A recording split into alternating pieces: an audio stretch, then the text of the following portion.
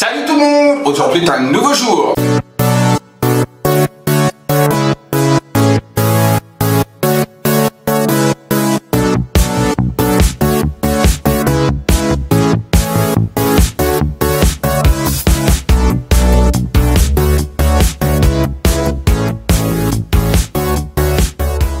J'espère que vous allez bien. Donc, vous avez vu un petit nouveau logo, voilà, donc avec une petite nouvelle visite. J'espère que ça vous plaît. Dites-le moi en commentaire.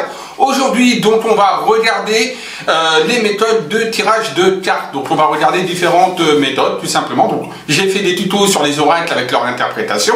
Et ben maintenant, il faut montrer un petit peu les méthodes de tirage. Donc, j'espère que cette vidéo vous plaira, bien évidemment. Dites-le moi dans ton commentaire. Je vais aussi faire reprendre, on va dire plutôt, les enquêtes criminelles, les affaires judiciaires, les affaires non résolues. Donc, si vous avez des idées d'affaires, n'hésitez pas à me les mettre en commentaire pour que je puisse m'y intéresser et qu'on regarde tout ça ensemble, évidemment, en méthodologie et en voyance. Voilà. Allez, je vous laisse donc avec les méthodes de tirage de cartes que je vous fais dès maintenant. N'oubliez pas de commenter également si vous avez également d'autres méthodes de tirage. Il y aura une deuxième vidéo certainement avec d'autres méthodes, bien évidemment. Mais en tout cas, commentez si vous avez aimé, si vous avez d'autres méthodes de tirage de cartes. Et également, si vous pouvez compléter avec grand plaisir. Voilà, allez, c'est parti maintenant, on y va. Alors, on va regarder déjà différentes méthodes de tirage. J'avais déjà parlé dans la vidéo, mais on va reprendre tout simplement pour ce tuto le méthode de tirage, donc en croix, le tirage en croix. Donc, je pose aucune question, hein, c'est juste pour vous montrer et vous expliquer comment. Je ne montre pas l'interprétation en tant que telle. Pour le tirage en croix, il y a toujours cette notion de coupe, on coupe. Alors beaucoup disent la main gauche, mais vous pouvez faire main gauche, main droite. Honnêtement, ça revient au même, d'accord? Mais il y a la coupe à faire. On analyse la coupe. Très souvent, la coupe, donc au niveau de la coupe, tout ce qui est ce côté-là, côté gauche pour moi, d'accord? Ici, donc votre côté gauche, c'est la situation actuelle. D'accord? Voilà, c'est la situation actuelle. C'est tout ce qui est votre ressenti, tout ce qui est la situation actuelle. Ici, c'est ce qui va advenir quelque part et la tendance et l'ambiance générale du tirage, donc la carte à droite. D'accord? Voilà. On referme ensuite le tas comme ça. Voilà. On étale les cartes. Alors, vous pouvez l'étaler, comme vous pouvez très bien également les tenir comme ça, c'est à votre guise. Alors, beaucoup me disent, Shaïlis, pourtant tu tires tout le temps comme ça, les premières cartes. Parce que c'est ma méthode de tirage, je l'ai adoptée comme ça, et j'ai demandé à mon guide et à mon inconscient, à mon subconscient, voilà, d'avoir des bonnes réponses de cette méthode de tirage. Mais je peux également très bien tirer n'importe quelle carte comme ça au hasard, peu importe. Honnêtement, ça n'a pas du tout d'importance. De toute façon, vous tirerez généralement avec les cartes toujours les bonnes cartes qui vous donneront le bon ressenti, la bonne intuition de toute façon. D'accord? Voilà. Donc là, je reprends. Du coup, donc là, on refait ici, voilà, on remet des cartes. Je prends donc 5 cartes pour le tirage en croix. La première à gauche, la deuxième, ce sera à droite, une tout en haut, une tout en bas et une au milieu. Tout ce qui est côté gauche, cette partie-là, c'est votre passé, mais c'est également la situation actuelle, ce que vous vivez et ce que vous ressentez. Il n'y a plus qu'à interpréter. Ou avoir des flashs ou un ressenti. Ce côté-là, c'est tout le côté négatif, on va dire, le contre, d'accord? Le contre, ce qui bloque la situation. Alors, c'est pas spécialement négatif, ça peut être également ce qui ralentit, ce qui bloque, ce qui contre, mais également la négativité par rapport à la question, toujours. D'accord? Par rapport à la question. Voilà. À savoir, quand par exemple on a une carte négative qui est dans le côté négatif, ça amplifie encore plus ces difficultés. Quand on a une carte plutôt positive et qui est dans le contre, il y a ces difficultés par rapport à la carte, mais elles sont amoindries. D'accord? Voilà. On a en haut, c'est la force majeure. Ce vers quoi vous allez tendre et ce vers quoi vous allez aller inévitablement, quelque part. Ce vers quoi vous allez tendre. D'accord? C'est la force majeure. Ce vers quoi vous allez aller. En bas, c'est le résultat de la question posée, donc du tirage, le résultat. Et là, au centre, c'est une synthèse. D'accord? Alors, c'est marrant, j'ai posé aucune question, mais regardez ce qui ressort. Il ressort ce qu'on peut ressentir dans une question, des difficultés, des complications, peut-être même une séparation. Il n'y a plus de notion de plaisir. Par exemple, on pourrait très bien dire que c'est une relation, une question sentimentale, il n'y a plus vraiment de plaisir, on est en compte, qui correspond à la difficulté ici. On a besoin d'appui, d'aide, de se retrouver et que quelqu'un nous aide et nous aiguille. Et on arrive sur une rupture qui correspond à la complication, à la séparation qui est là. Et on a l'enfermement de la synthèse. C'est-à-dire que malheureusement, à la question, on a dans la synthèse un mur total de communication. Donc vous voyez, j'ai posé aucune question, d'accord? Mais les cartes ressortent, on va dire, avec un schéma qui est quand même assez marrant, d'accord? Voilà. Donc rappelez-vous, tirage en croix, le pour, le contre, la force majeure, le résultat, la synthèse. On peut recouvrir naturellement les cartes. Donc une autre fois ici, une autre fois ici, une autre fois en haut, une autre fois en bas, une autre fois en synthèse. Si vous commencez, contentez-vous de une carte, comme ça, voire deux cartes, comme ça, pas plus, car après, ça va vous embrouiller l'esprit. Pour ceux qui sont un peu plus avancés, vous pouvez éventuellement soit mettre 3 cartes à chaque fois, voilà, c'est un exemple, hein, voilà, 3 cartes, ou alors, simplement après, selon votre ressenti, si vous voulez approfondir une situation, par exemple, de ne pas rajouter des cartes n'importe où, mais là, vous voyez, il y a une cassure, un abus de confiance, je veux savoir c'est quoi cet abus de confiance, je mets une carte ici, qui va me signifier ce que c'est, je veux savoir la cassure, je mets une carte ici, qui va me signifier. Autre procédé, autre manière. Mais ça, c'est quand on est déjà bien avancé dans l'interprétation ou dans la voyance ou dans les ressentis. Première méthode de carte, tirage de cartes. Et ça, c'est valable notamment pour tout ce tirage de croix-là. C'est le tirage, on va dire, de base. On va dire qu'on apprend vraiment quand on est débutant dans la cartomancie, dans la voyance. Ensuite, je n'ai pas besoin de mélanger. Hein. Bon, alors, il faut toujours mélanger son jeu. Mais là, je ne vais pas mélanger puisque de toute façon, c'est juste un exemple. On va maintenant regarder le tirage de cartes par le biais de la numérologie. Certains voyants vont vous demander de penser à la question et de dire un chiffre, par exemple pour le Béline, entre 1 et 9. Avec le Béline, c'est comme ça qu'on fait. On fait un tirage entre 1 et 9. Et la personne va dire, voilà, par rapport à cette question, première question, le 8. Donc toujours, moi, je fais toujours de toute façon déjà la coupe. Même un tirage numérologique qui me donne une image de la situation actuelle. Je remets les cartes, la personne, je lui demande un chiffre entre 1 et 9, elle va me dire 8. Ah non, on va faire moins. Elle va me dire 3, voilà. Donc j'ai tiré 3 cartes. 1, 2, 3. Ce sera une des réponses, voilà, par rapport à la question posée. Et je vais lui dire, pour éclairer, redonnez-moi un autre chiffre. Elle va me dire 5. Pareil. 1, 2, 3, 4, 5. Que j'associe à la carte d'à côté et qui me donne une autre information. Et je peux aller comme ça. Je vous dis, n'allez pas plus loin que 5 cartes. D'accord? Ça ne sert à rien d'aller plus loin. La personne peut redire le même nombre. Ce n'est pas interdit. D'accord? Mais n'allez pas plus loin que 5 cartes dans ce mode de tirage. Ça, c'est une tirage, on va dire, d'ordre numérologique, avec un chiffre. Troisième mode de tirage, on va regarder le tirage en pour, contre, résultat. Donc en 3 phases. Le tirage numérologie est surtout utilisé beaucoup pour le Béline, d'accord? Les autres cartes, on peut le faire également, ça n'empêche pas du tout, d'accord? C'est tout à fait possible. Donc là, on va voir le tirage pour, contre. D'ailleurs, on va faire avec un autre jeu, voilà, pour changer. Allez, on va faire avec un jeu que vous n'avez jamais vu, que je vous montre, l'oracle des anges, vous voyez? Bon, donc on va faire pareil, le pour et le contre avec cet oracle. Donc, la personne pose la question, toujours la notion de coupe, situation actuelle, ou le ressenti actuel de la personne, avec l'image future et probable de ce qui va se passer. Le pour et le contre, donc pareil, soit on prend les premières cartes, comme on veut, d'accord, soit on étale et on prend les cartes au hasard, libre arbitre, on fait ce qu'on veut. Là, on va mettre le pour ici, le contre ici, très simple, également très bon pour les débutants, et le résultat ici. Le pour, le contre de la question et le résultat. Là, on peut recouvrir, par exemple, à une autre carte. Encore une fois, évitez plus de 3 cartes. Voilà, moins 3 cartes, c'est largement suffisant pour voir vraiment la situation maximum. D'accord? Donc le pour, le contre par rapport à la question et le résultat de la question. Après, c'est à vous de voir quel tirage vous préférez. C'est un tirage qui est très simple également, parce que je vous montre des tirages un peu simples. Je vais vous montrer un autre tirage après qui est un peu plus compliqué. D'accord? Donc voilà. Donc, situation actuelle, évolution de la situation actuelle, le ressenti actuel, ce qui bloque dans la situation, les complications, les freins, les blocages, et le résultat par rapport à la question, tout simplement. D'accord? N'oubliez pas, associer les cartes entre elles. D'accord? Et c'est pas parce que cette carte-là, par exemple, est à côté, que vous ne pouvez pas également associer cette carte-là avec la première carte. À vous, avec votre ressenti, d'accord? Ensuite, et votre intuition, de développer votre propre tirage. Je ferai un tuto sur cet oracle.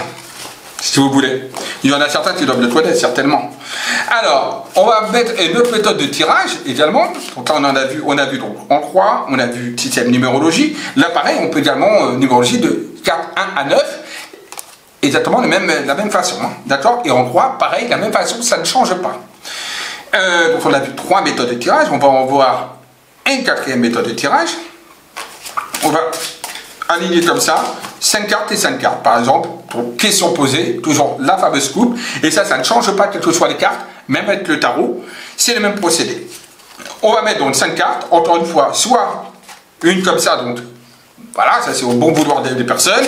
Soit alors on prend au hasard, hop, 5 cartes, une, j'y retourne directement moi.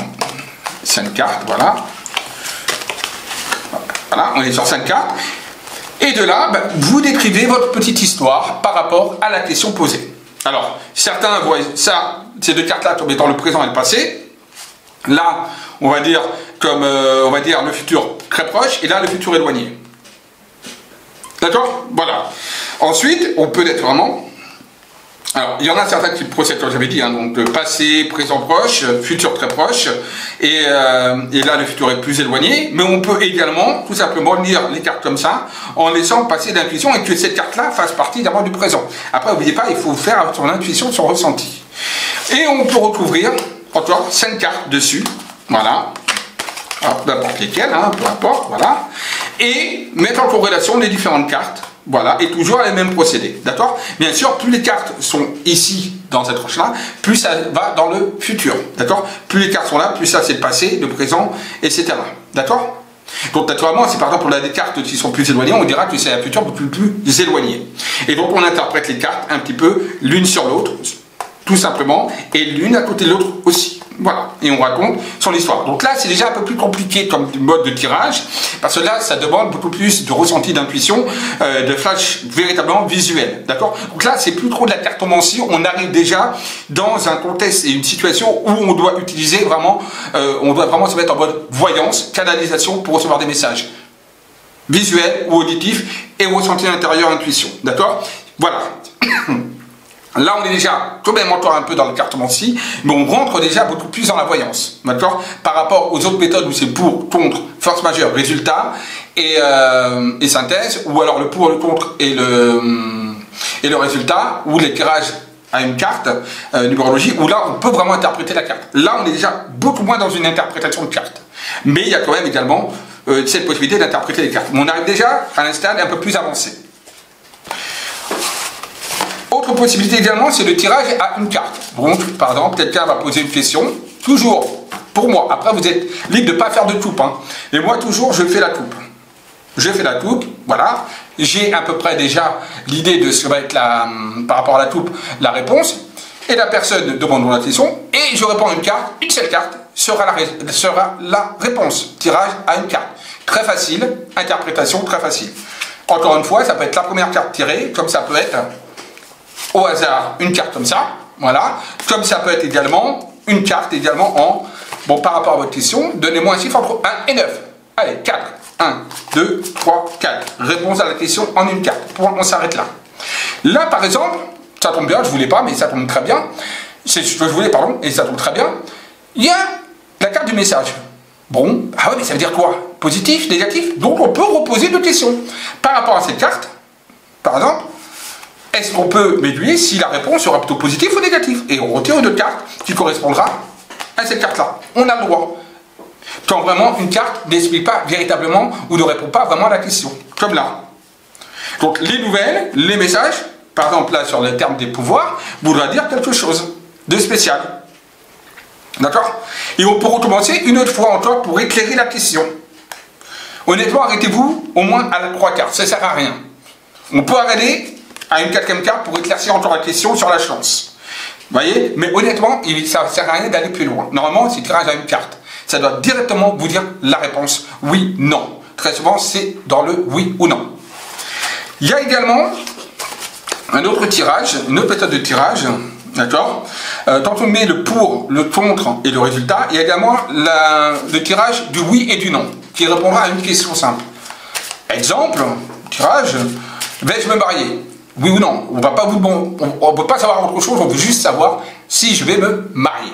Je fais la coupe, pour ceux qui font les coupes, ok? Et la réponse, en oui ou non, ça peut être en une carte.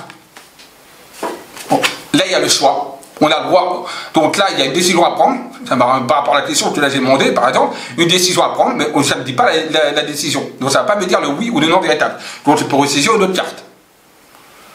D'accord? Voilà. Ou sinon, on prend une première carte, une deuxième carte, une troisième carte, et c'est le oui et le non.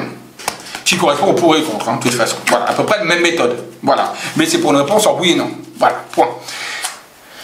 Ensuite, on va faire un autre tirage de cartes. Alors, attendez, je vais prendre... bon, on va prendre un pour changer, hein, parce qu'il faut changer un petit peu. On va prendre ce jeu-là, hein, voilà. Celui-là, vous le connaissez, je l'avais déjà fait un petit tuto. On va faire un tirage, on va dire... ouais, non, ce serait... il dit quand même assez dur, assez compliqué. Bon, on va quand même le faire, mais je ne vais pas le faire avec celui-ci, puisque ça se fait soit avec le tarot, soit avec le Bénin. C'est beaucoup mieux. D'accord? Il faut faire, pour faire ce tirage-là, qui est un tirage astrologique. Alors là, on monte en degrés. On monte en degrés. C'est un tirage beaucoup plus compliqué, c'est un tirage en 12 cartes, astrologie, les 12 signes du zodiaque, d'accord? Ou les 12 mois de l'année. D'accord? Voilà. Donc, c'est un tirage dit astrologie. Donc, ça, par contre, on utilise plutôt, j'allais dire, le Bénin ou le tarot. Les autres cartes, je suis pas fan. Donc, tirage, donc, pour le tirage astrologique, on prend les cartes, on fait la coupe, ça, c'est exactement toujours pareil. Possibilité pour ce tirage-là, c'est de le mettre de côté. Hop, je le mets là, comme ça, vous le voyez. Non, parce qu'après, il va y avoir une bonne de cartes. Donc, je les mets là de côté, voilà, vous les mettez là. On s'en occupe pas. Et on tire donc les 12 mois de l'année, ou les 12 signes astrologiques, comme vous voulez. Donc, janvier, on commence par janvier, février, mars, avril, mai, juin, juillet, août, septembre, plutôt ça, voilà, je m'embrouille, bon. Je ne le fais pas souvent, hein, ce tirage, hein, je vous avoue, voilà, je ne le fais pas souvent. Alors, janvier, février, mars, avril, mai, juin, juillet, août, septembre, octobre, novembre, voilà. Et décembre. Voilà. Les 12 cartes sont positionnées. Donc, janvier, première carte, février, mars, avril, mai, juin, juillet, août, septembre, octobre, novembre, décembre. Il n'y a plus qu'à retourner les cartes. Alors, je les retourne. Voilà, on rentre déjà dans une lecture de cartes beaucoup plus difficile, hein. Donc déjà c'est pas du tout pour les néophytes ou pour les débutants, je déconseille. Après on peut également faire de cette roue astrologique une simplicité. Moi je vais aller dans la simplicité, d'accord? On ne va pas aller du tout dans la complication. On a là notre fameuse coupe qui nous dit déjà comment va être un petit peu l'image du tirage en tant que tel, d'accord? Donc là, soit il y a deux possibilités par rapport à ce tirage astrologique. Ça nous dit mois par mois ce qui va se passer. Par exemple, au mois de janvier, au mois de février, au mois de mars, au mois d'avril, au mois de juin, juillet, août. Voilà, vous m'avez compris. Soit mois par mois, mais ça, il faut le décider avant de lancer la roue astrologique. On dit, voilà, je veux savoir la situation mois par mois, général. On a ça. Soit alors, on fait une roue astrologique, d'accord, qui correspondra à différents thèmes par rapport aux maisons. Donc ça, c'est pour les astrologues. D'accord? Principalement, on fait un tirage qui correspond aux différentes maisons. Donc 12 signes astrologiques, 12 cartes qui correspondent à la maison 1, la maison 2, la maison 3, la maison 4, 5, 6, 7, 8, 9, 10, 11, 12. La maison 12. Là, on est dans un mode astrologique. D'accord? Avec les maisons. La maison 1 qui correspond au je suis. Ce que vous êtes. Vous. D'accord? Là, par exemple, avec la carte de procès, on va dire que là, je suis dans un contexte de conflit intérieur, dans un contexte où je vois que des défilés partout, où ma vie va mal, où je suis dans des problèmes administratifs, des problèmes peut-être même judiciaires, où tout va de travers. Parce qu'il y a la planète Mars qui est là, d'où justement l'importance d'utiliser l'oracle de Bénin pour la roue astrologique, parce qu'il y a également les planètes. Et on voit que là, on a une prédominance, parce qu'on peut aussi regarder les prédominances de planètes. Mais là, on va aller après vraiment dans les complications. J'avais dit que je voulais aller dans la simplicité. Mais bon, je suis quand même obligé de parler quand même, quand on a avec le Béline sur la roue astrologique, des notions de planètes.